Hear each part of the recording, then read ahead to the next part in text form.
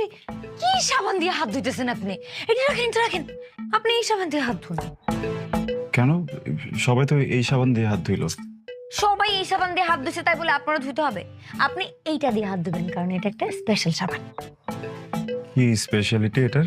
ও মা, আপনি জানেন না? না। শোনেন, আগেরকার দিনে যখন বিয়ে হইতো, জামাইরা আসলে জামাইদেরকে এই সাবান দিয়ে হাত ধুয়ে দিত।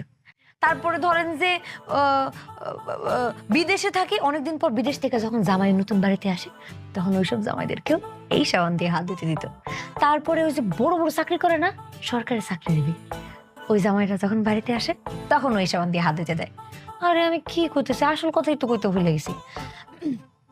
বাড়িতে যখন নতুন জামাই আসে তখন তাদেরকেও এই সাবান দিয়ে হাত ধুতে দেয়। ওয়েট আ মিনিট, আপনার এই সাবানটা কোনো সুস্থ স্বাভাবিক মানুষ ইউজ করতে পারে নাকি শুধু জামাইরাই ব্যবহার? আপনি জামাই নিয়ে পড়ে আছেন, আমি তো আপনার কত স্পেশাল এটা বোঝানোর চেষ্টা করতেছি। আরে আপনার সমস্যা কি বলেন তো? আপনি আমার আপনি করে কোন কেন? আপনি আমার তুমি কইতে করতে পারেন না? আমার তো কিন্তু বয়সে ছোট। আপনার সাথে আমার এখন পরিচয়, প্রথম পরিচয় তুমি করে বলবো, এটা বেয়াদবি না? হ্যাঁ, আপনার সাথে দেখা হওয়ার অর্ধেক দিন পার হয়ে গেছে, কালকে সকালে পুরো একদিন পার হয়ে যাব। এখনো কি আমরা অপরিচিত নাকি? দেখেন, সাইকোলজি বলে একটা মানুষের সাথে আরেকটা মানুষের মোটামুটি ভাবে পরিচয় হতে বা একজন আরেকজনকে চিনতে 30 ঘন্টা সময় লাগে। আপনার অর্ধেক বেলা থেকে 30 ঘন্টা পার হয়েছে? হয়নি, তাই না?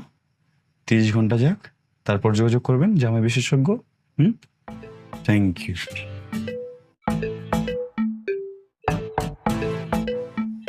এই সাবান দিয়ে হাত ধুলো না, কিছু বুঝে